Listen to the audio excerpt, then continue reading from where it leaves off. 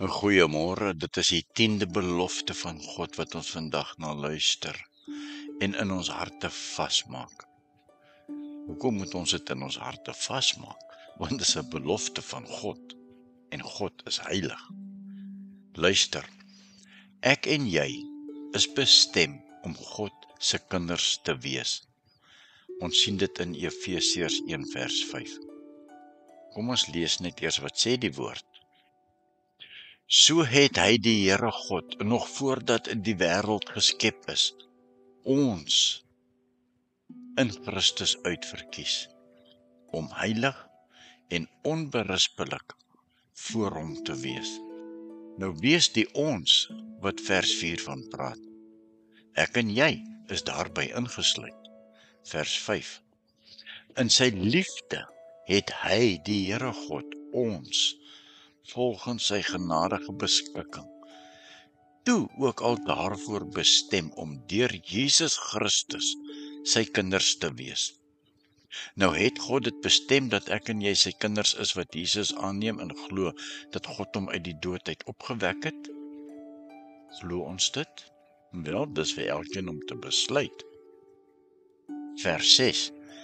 Daarom moet ons God prys vir sy wonderlike genade, wat hy in die geliefde, en dit is Jesus Christus, vrylik aan ons geskenk het.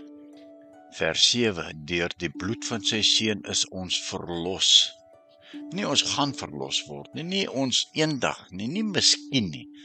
Hy sê, deur die bloed van sy seun is ons verlos, en is ons oortredinge vergewe, kragtens die ryke genade van God, wat hy in al sy wysheid en insig so oorvloedig aan ons geskenk het.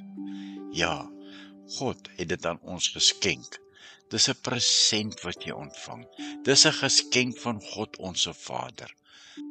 Nou vers 9.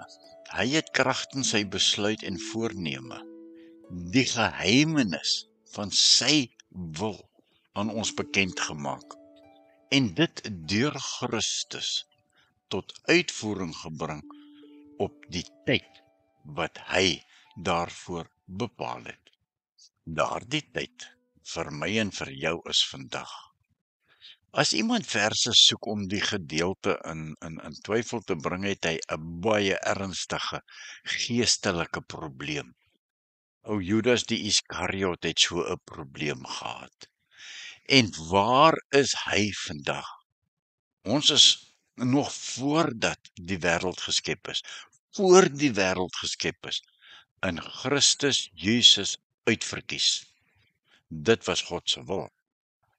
In sy liefde vir ons het hy, die Here God, ons toe ook al daarvoor bestem om deur Jesus Christus sy kinders te wees.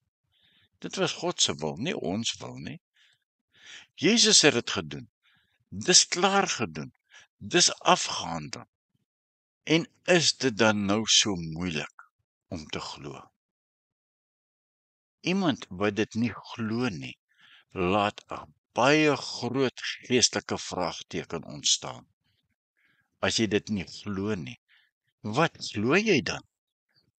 God het sy geliefde vrylik aan ons geskenk. Hy het dit verniet vir ons gegee. Hy het gesê, kyk hierso, ek kom aarde toe. Ek gaan vlees word om jou te bevry. Ek gaan jou sondes op my vat. Ek gaan aan die kruis boet vir jou oortredinge. En dan gaan ek terugkom en dan gaan ek jou advokaat wees. Deur die bloed van sy seun, vers 7, is ons verlos. En is ons oortredinge vergewe, kragtens die ryke genade van God, wat hy, die Here, in al sy wysheid en insig so oorvloedig aan ons geskenk het. God skenk dit aan ons. Wie weier om God se geskenk, Jesus Christus, te ontvang, sal eendag hoor wat die Here Jesus aan jou gaan sê. Gaan weg van my af, ek ken jou nie. Dan gaan daar nie stories wees nie, daar gaan niks wees nie, want jy verwerp God se belofte, sy genade, sy liefde, sy seun Jesus Christus. Ek sluit af, luister net weer 'n keer, kind van God. Luister en neem die seën van God en bewaar dit. Die Here sê vir Moses sê vir Aaron, gaan en sê vir jou seuns om dit aan my kinders bekend te maak. Hy sê, die Here sal julle seën en julle beskerm. Die Here sal tot julle redding verskyn en julle genadig wees. Die Here sal julle gebede verhoor en aan julle vrede gee. Vrede, seën en genade vir jou geliefde kind van God, vir wie God so liefhet. Amen.